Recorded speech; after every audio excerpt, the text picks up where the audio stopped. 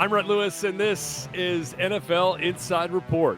Over the course of the last couple of weeks, we have reset the rosters in the NFL, and now in less than 10 days, teams across the NFL will be making their additions via the draft in Las Vegas, and that is where we are shifting our focus here today. Reminder to subscribe, rate, and review our show on the iHeartRadio app, on Apple Podcasts, wherever you get your pods. We certainly appreciate it. And with us today, a couple of guys that have been on the ground for much of this pre-draft process here, from pro days to combine and essentially anywhere in between. Talking to James Palmer and Jeffri Chadiha. Gentlemen, great to be back here with you. And Jeff's got a great piece out right now on pass rushers as they try to make this transition to the NFL from the college game. We'll get into that here in a little bit. But I want to start with some of the wide receiver situations that have gone on recently. Both of you guys cover the Chiefs a bunch.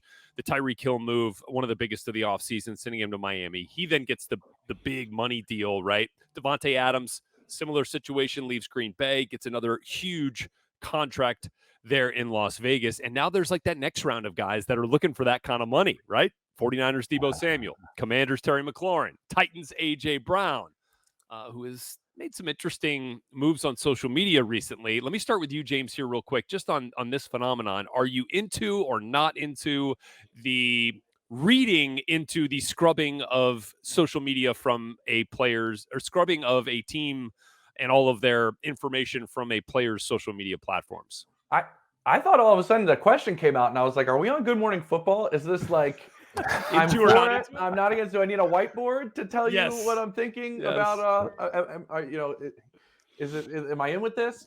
Listen, this is the generation that we're dealing with, and the generation that is making up a large portion of the NFL, and this is how apparently communication is done. This is how we find out this is how you tell everyone how you're feeling, and I think in terms of the receiver spot, the more people I talk to, it's like the Christian Kirk deal is the one that kind of skewed everything in terms of how this landscape was going. Not that it was like, it's obviously not the biggest, but it was like, whoa. And then everything kind of happened a little bit after that. I just think what's happening is now we're seeing, and I live in Denver. Russell Wilson more or less told the Seattle Seahawks, I'm going to play for the Broncos. Let's make that happen. And players are getting more power, and players are making their voices known, Jeff, like clearer and clearer about, this is where I stand. This is where I want something to happen. But we also have seen you can fix it pretty quickly with a new contract, or everybody will be fine eventually. It seems to mend itself quickly, even though people like to voice their opinion in terms of social media about where they stand with where their pleasures are with their contract. Yeah, I think it's that.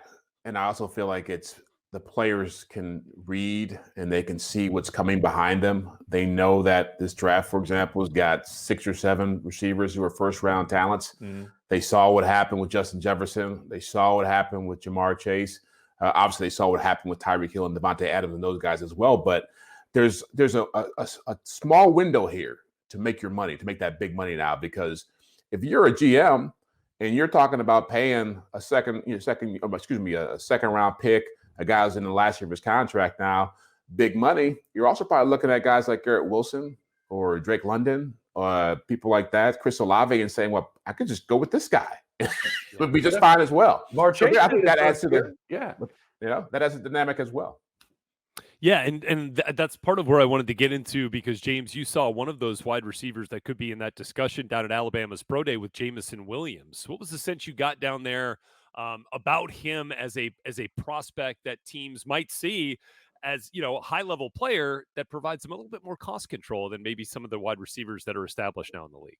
Yeah, I had a goal going down there, Rhett. I was like, who in their right mind would want to leave The Ohio State University? What are you thinking?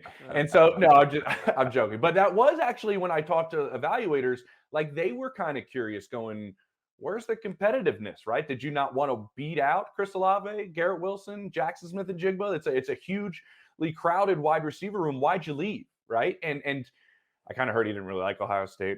That's kind of a bummer. But it didn't have anything to do when I was down in Alabama finding out with his competitiveness. That was one of the things when I got a chance to talk to Nick Saban for a little while, was like one of the things that he said, J-Mo's competitiveness is kind of what made their team special. And I had this pointed out to me by a couple of teammates about the way practices would go when he first got there. The first day of practice, he was with them. I was told it was 1 versus 1s. He catches the ball in the middle of the field. There's 2 safeties about, 6 feet apart from each other. He goes through without even getting touched And defensive players start asking guys in the secondary, like, are you guys loafing? Like, you were going 100%, right? And they're like, yeah, we were. He's just that much faster than we are. And you're talking about a program like Alabama. But what stood out to Saban and stood out to teammates, and this is why Saban told me his demeanor is so unique for the wide receiver, to where he wants to be a gunner on special teams. He wants to play kickoff. Like, they'd go ones versus ones for a period. And I think we've all known the reputation and the stories of Alabama practices, right? And how they're run and how hard they work. They would go from that period, and then the very next period is a special teams period. And I was told by teammates, like, they'd watch him sprint over to a special teams punt period, and he'd be the gunner coming down on punt immediately after he was running deep balls with the first team offense. And they were like, geez, this guy works. Like, that type of competitiveness, Saban told me, is what made their team kind of special. And I think I learned something about him as an individual. And he has been going up boards because the talent is ridiculous. But I think the way that he, in a lot of receivers, right, Jeffrey, like, don't change the way your team vibes a lot of times, right? That's not the position you usually look to when you're like, wow, looks, guy's kind of holding things together. He has a little bit of that. Yeah, and again, you go back to the guys I just mentioned, Jamar Chase and Justin Jefferson in the NFL. I think that what you're seeing in the league is people looking for those kinds of talents at that position. Now, players who can come in right away and completely change the complexion of your franchise. I do have to laugh, though, because he probably want to be a gunner for Ohio State, because they probably have plenty of chances to do that job down there with Olave and those guys. But I give you credit for bringing up his work ethic here. I do love him as a player. Mm-hmm. Yeah, look, I do too. And, like, we're looking at the Chiefs, who now have 2 first-round picks right there back to back as it currently stands. And if they stick right there, I think they're going to be out of luck. With maybe the first 5 wide receivers could be off the board by that time. But Jeffrey, do you see that as a place that they still want to go, or do you feel like they're set with the addition of Marquez Valdes-Scantling, Juju Smith-Schuster, and company there in KC? I think James would attest to this. I think that when I look at the Chiefs going for receiver in the first round, a lot depends on what's there. I don't think that, as aggressive as Brett Veach is, he would go up to draft a receiver at that spot. I think he'd go up to get an edge rusher. But I do feel like they have a certain type of receiver they like to have there. And so guys who were more like the Drake Londons, the bigger, the 6'4", 220-pound guys, the Treylon Burks type guys, even though they're athletic guys, they just don't fit their mold. I think Jameson Williams is that kind of player. I think Chris Olave would be a great player in that system because of his route running and it's just his sophistication, his intelligence, his IQ. But I think that they'll sit there and see what's available to them. And if they don't like it, they'll probably trade back and take one in the second round. Again, all these guys we just talked about, the Deebo Samuels, the A.J. Browns, the people of that nature, Terry McLaurin, those guys were all second, third round picks. And so you can sit there and find a pretty good player at that position. You don't have to go up and get just the big name guys right now. Jeff and I were texting about this yesterday. I think we both emphatically believe that Brett Veach is not sitting there with both those picks. They're not going to pick in both of those spots. I think we talked about this on NFL Now, like the need of pass rush with the Chiefs, especially with everybody else's pass rush in the division, is just a monster need. Chris Olave actually has a similar mindset to Jameson Williams. I remember talking to Terry McLaurin about it this past year because I love to talk about my Buckeyes. So I asked him, what's your Ohio State chat room? Yeah, exactly. We're always just, Michigan man down here at the bottom. That's right. Loving this. But he said he came up the same way I came up. They're really close, Terry and Chris Olave, and he's like, he did the same things I did. Like, and I remember because I watch every game, like Jeff watches every Michigan game. I'm surprised that we're even able to get. I watched Ohio State this year. I watched them. I watched that over and over again. Whoa! Off the top. You watched that on repeat? I watched the last 10 years on. I watched the last 10 years on repeat. Yeah. Anyway, what he's like, Chris did the same things I did, and he was blocking punts as a freshman, and he was, on special teams, and he's like, he did it the same way I did it, and I think it makes you a better player at the next level. And Jameson Williams is kind of the same sense. Both those guys would fit in Kansas City, Rhett. I'm just curious what their thinking is with both of those picks. And remember, they have 2 second-rounders and 2 third-rounders. So he has the ammunition to manipulate and move for anybody that they really see that as a distinct target for them. Yeah, and we'll get to perhaps some of those edge rusher possibilities that the Chiefs could see down there at the bottom of the first round when we get a little bit deeper into this episode here, especially with Jeff put that piece out on NFL.com about the pass rushers. But I did want to get back to Alabama here for a second and kind of relating back to the situation that the Chiefs are in, because part of the reason they were in that Tyreek Hill situation is you had the 1-year franchise tag that you had to pay Orlando Brown. With where he was at, weren't able to get the long-term deal done in time. And so, you're committed to that number, and that's where they were at. And so, Tyreek Hill is on his way. Evan Neal is, by the way, one of the top 2, if not the top guy, depending on who you ask, in terms of tackles in this draft class. And you got to see him down there, in addition to guys like Christian Harris, James, who are going to be potentially, early day 2 picks. Just your thoughts on some of those other Alabama prospects down there from your time at Tuscaloosa. Yeah, for Evan Neal's a different cat, and I mean that in a good way. I mean, I've never seen a guy go through his whole pro day wearing a watch the entire time, especially, you're going through all those pass blocking drills. And I'm like, he's like, I'm keeping track of my calories. He told me, like, I just want to see how much I burned during this workout. And he didn't want to do he didn't do any of the drills at the combine. He wanted to do them all down there. And I mean, to be 6'7", 345 and move the way he moves, and to play multiple positions at Alabama, very few programs probably would have had a guy like that play different spots in their career on the offensive line. But what really stood out to me talking to him, aside of his intelligence and the type of makeup he has in terms of character, is he had 0 penalties this past season, 6 total for his 3 years starting at Alabama. So I think that, to me, and Jeff and I, we were talking about this before the podcast started, about the edge rushers and raw talent and being a tactician of your craft.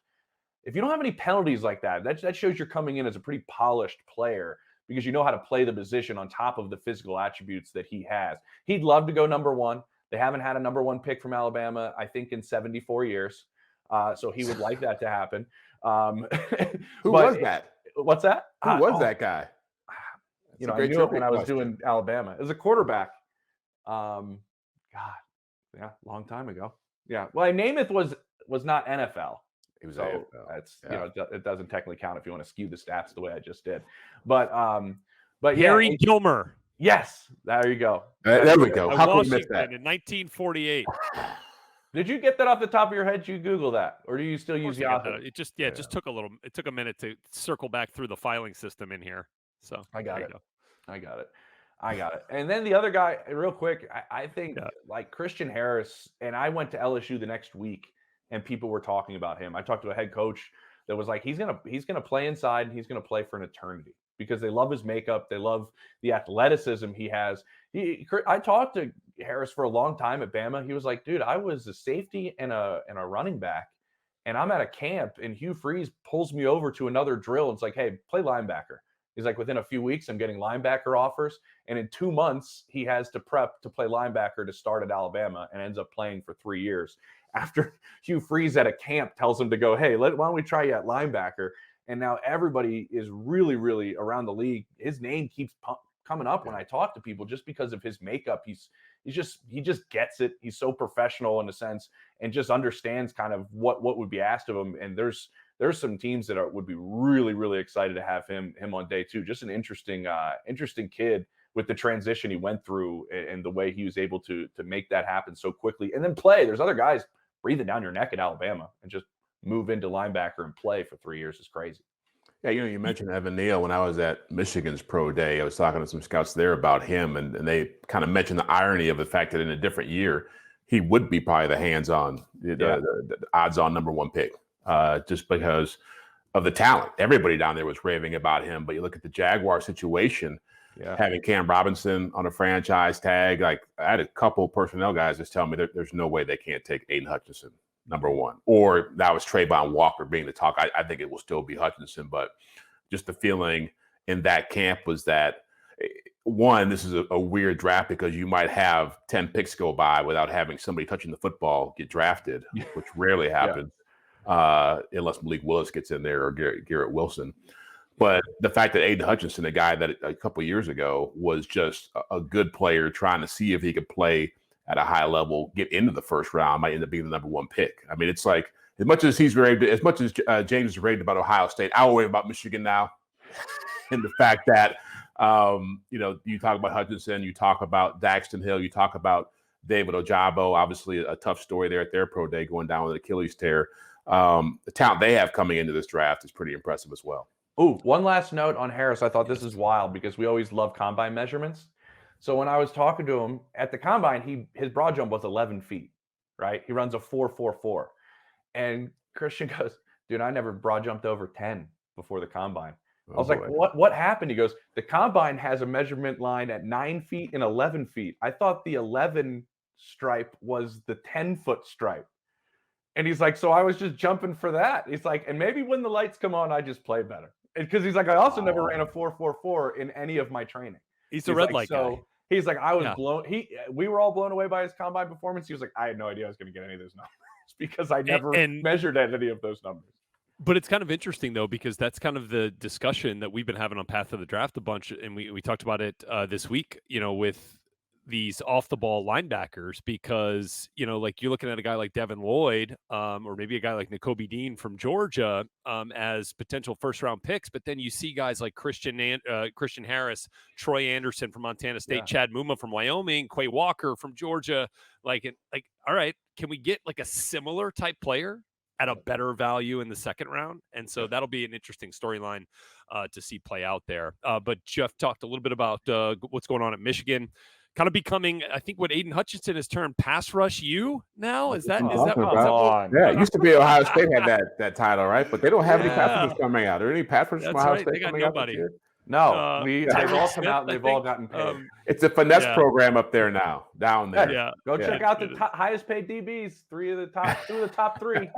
We're gonna let James and Jeff sort this thing out and take a quick break and come right back on Inside Report with another look at the pass rushers in this class.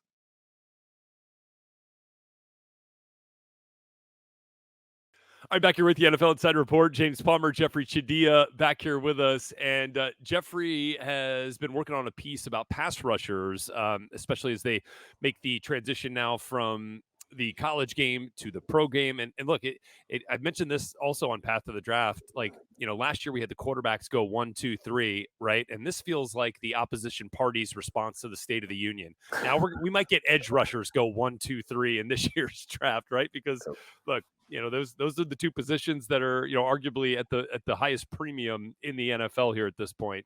Of course, there's no argument about quarterbacks, but the pass rusher is certainly taken on that level of importance in this league. Let me just talk a little bit about the piece that you got out right now, and Jeff, like what you learned in your study about these guys in this position.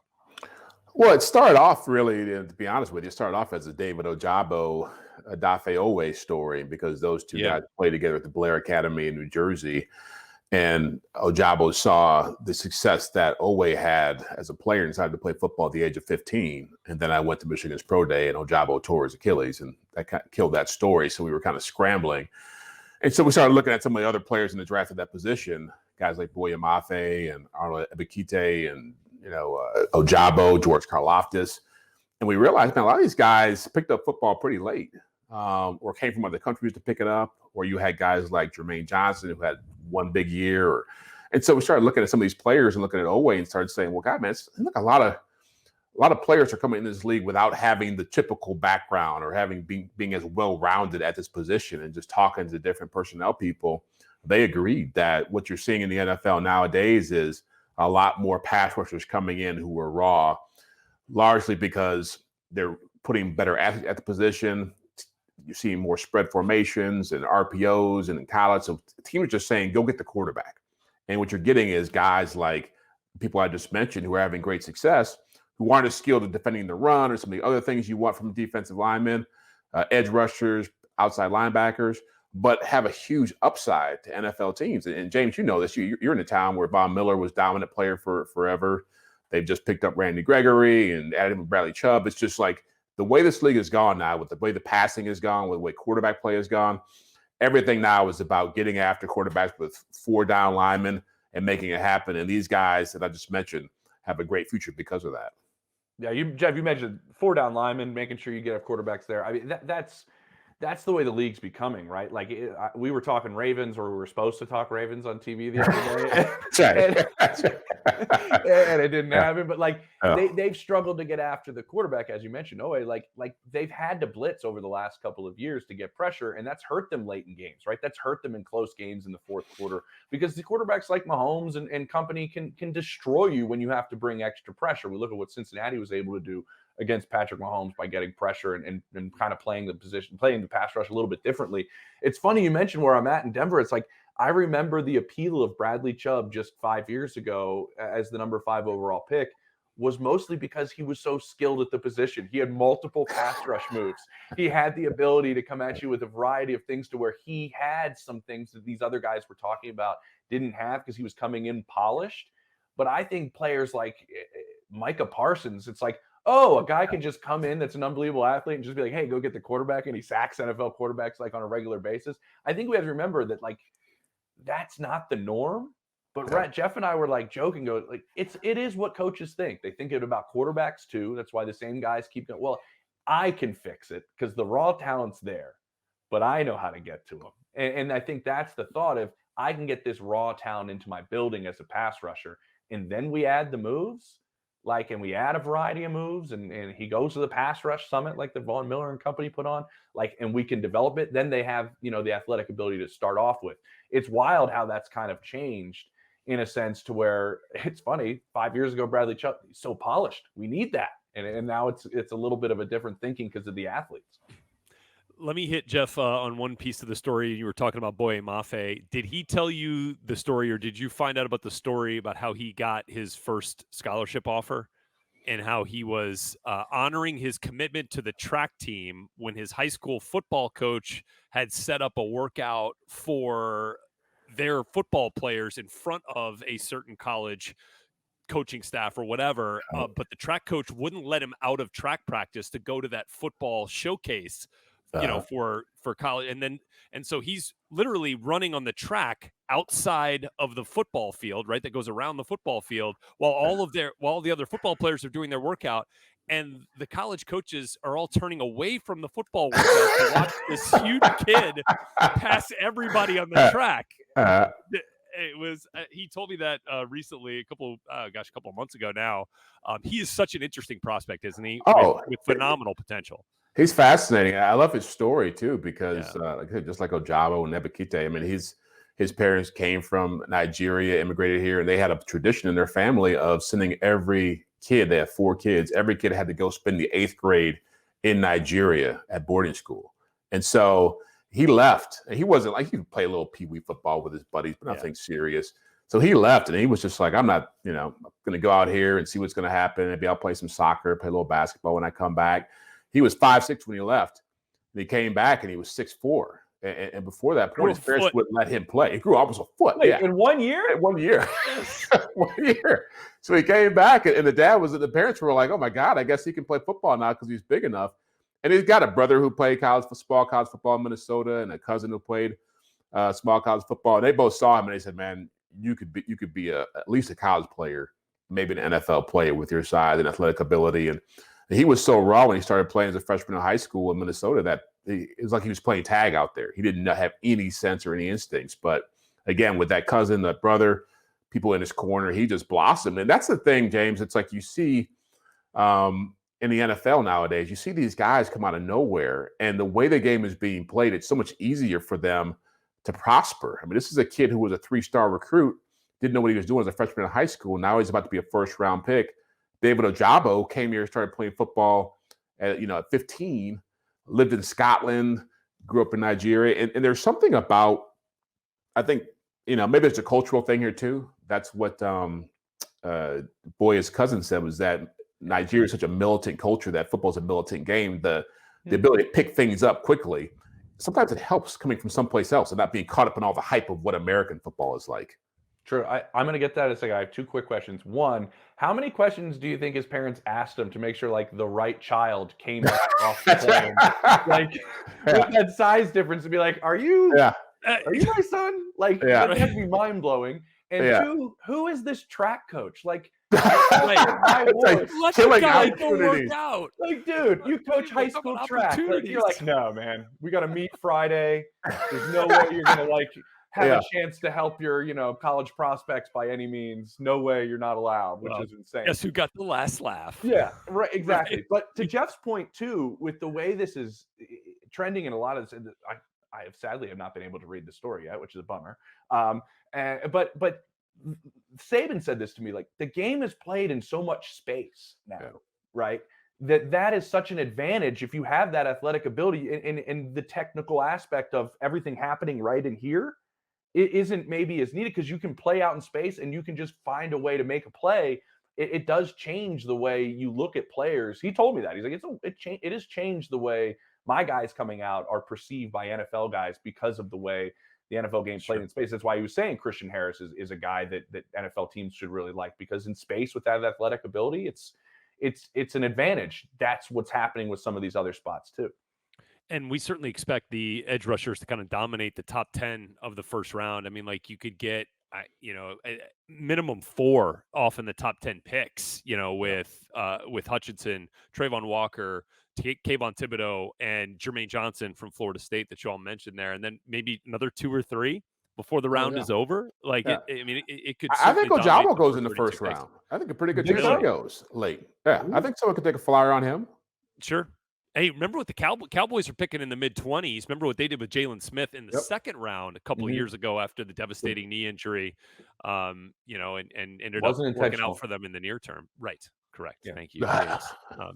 All right, James, you were also at LSU's Pro Day, which kind of gave you a unique perspective on 2 guys with top 10 potential in this class, but only one of them was actually from LSU. Yeah, and it's funny because they're very different in terms of the way they're perceived by all of these evaluators, right? I mean, Derek Stingley's Pro Day was maybe the most anticipated Pro Day of this offseason, right? Because of what happened the last 2 years, playing just 10 games after 2019 tape essentially shows him as a first-round pick as a freshman, really. And then, there's so many question marks. And this is what I got being there and talking about. There are teams that are terrified of Derek Stingley, that are like, I'm not going to touch him. Like, I can't forget the 2 years after 2019. And I tried to dig on with him a little bit. He didn't really want to talk about it, honestly, about the 2 years, and obviously injuries are part of it.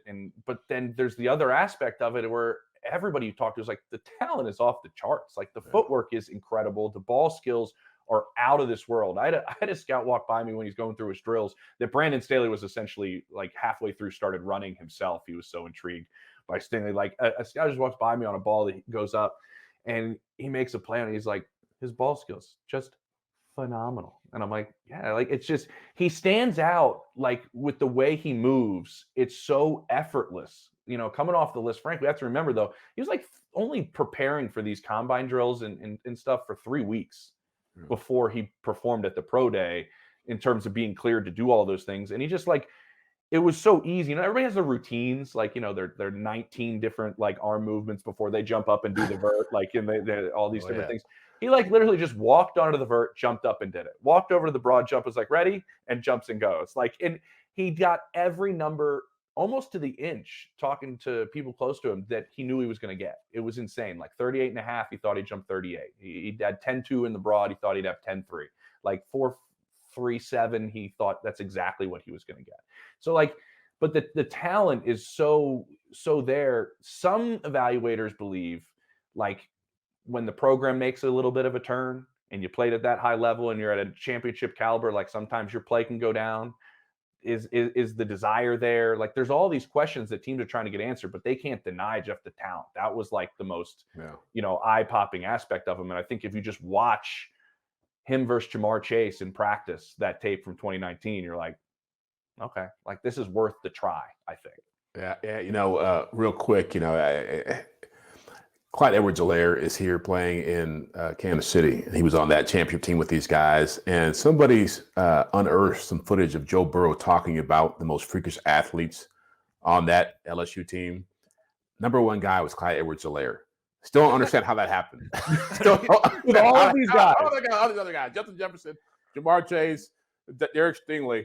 it's amazing that name was put out there. But not a slam on it's a great, but just sort of an amazing revelation. Great nugget at the time. But to the point about the cornerback play, talking to personnel people around the league as part of the story I was doing, the other side of that whole pass rush emphasis is just that it's so hard to get guys who can excel in man coverage today, who can compete with the Jamar Chases of the world, with the Justin Jeffersons, and that it's like teams now are so, they want it, even when they get guys who have that ability, they still want to play off, they want to play more zone, they want to do more things that are more cautious as far as defending the pass, because as we just said, the quarterbacks are so good, but there's so many talented receivers out there nowadays that a guy like Derek Stingley, even with the injury history, even with all the questions here, can still end up being a top 15 pick just because of the potential, the need there. I mean, I don't want to, get on Denzel Ward here for the big contract he signed, but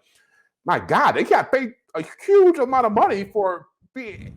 I don't see him as the same player as Jalen Ramsey, but what he can do for a secondary is what we're talking about here. What Derek Stingley can do for a secondary, just give somebody a chance to win a one-on-one battle with a receiver. True. Real quick on this, I just thought of this now, and I'm not sure if this is hurting Stingley or not, but like you look at Sauce Gardner, the other top corner with him, and to not allow a touchdown in 3 years, you go, all right, here's one guy that never took a play off, it appears, to a guy to where it's like, what happened the last 2 years? I'm wondering if the comparison hurts Derek Stingley at all, right? Because of what you're seeing with Sauce Gardner going like, oh, this is a guy that just every single play, it's the end of the world for him. Well, and the only counterpoint to that is there's only about 4 teams that are going to have to make that decision, because it's quite possible that Sauce Gardner is off the board. You know what I mean? But yeah, when you look at a guy like Trent McDuffie from Washington, who's like a technician at the position, and was hardly challenged this last year at Washington because he's that good. All right, I've got kind of what I feel like is a sure thing here, but maybe a guy with a much higher ceiling. This is exactly what Jeff's talking about with the pass rushers, right? Like then everybody should be picking Derek Stingley, like because the ceiling is up here for him. Or everyone should be picking Trayvon Walker, and the Jags should really be considering Trayvon Walker over Aiden Hutchinson. It's the production, projection, and the whole thing. But and there's enough teams, right? Like I've talked to that are like, I think when he gets to the league, he'll be a superstar.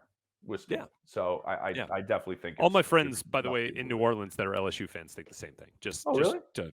Just to kind of throw that out there as well. All right, last one here, because the head coach of the LSU Tigers is Brian Kelly, who knows very little about the players that were there at LSU competing at the Pro Day. But you did, being the professional reporter that you are, really start connecting the dots back to his time at Notre Dame, where he has another high-level prospect in this draft. Yeah, and Kyle Hamilton. And that's what I wanted to talk to him about, was kind of the chess piece. And that was his analogy before I got to it. But he was like, he told me, he's like, he's your rook, he's your knight, he's your whatever you want it to be, make moves on the field that nobody else can make. And he said, you combine that with his off-the-charts intelligence.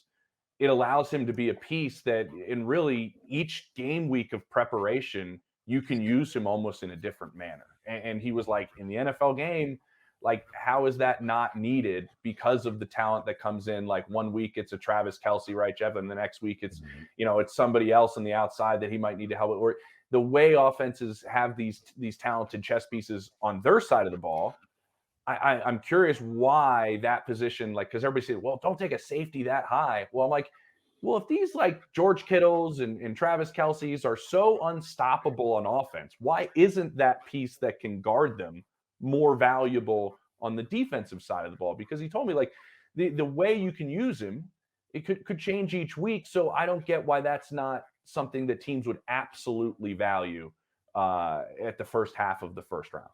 Yeah, I think the only thing about Kyle Hamilton that scares me is the 40 time. And that's the thing that everybody talks about when you're running 4.56, or someone said as slow as 4.7. That's eye popping. And I think at his size, the best comparison you have is Sean Taylor, who was a freakish athlete, who was like legitimately like a 4.3, 4.4 dude who could do all types of things. And the thing that scares me about Hamilton is just you end up having a situation like with Isaiah Simmons that came out of Clemson a few years ago. Positionless? Yeah, positionless. It can do all these different things, but then it's like, where is he excelling?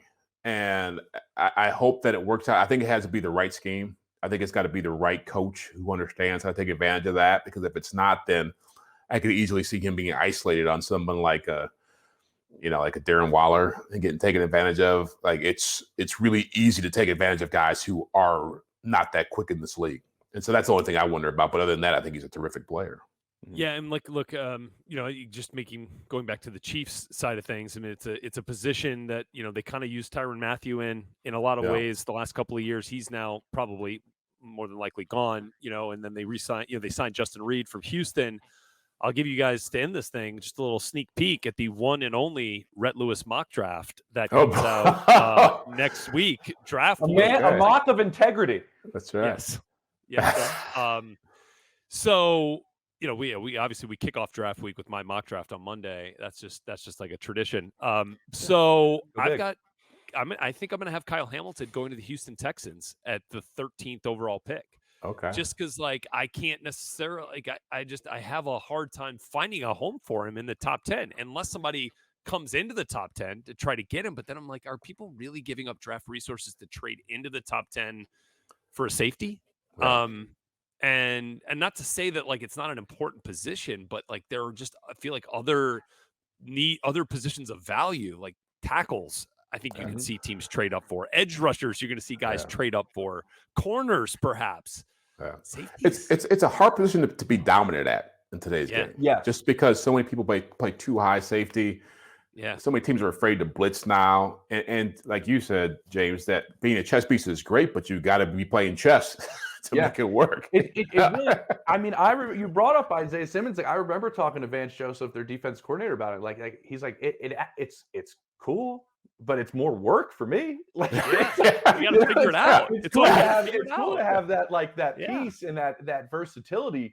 But then I got to figure out how we're going to use you and then the other 10 around you, how it all fits together. But I do think there to have that impact. We're talking about Kansas City and we're talking about Tyrann Mathieu and Jeff. You and I have talked to enough players to where if he's not on the field, the defense doesn't work.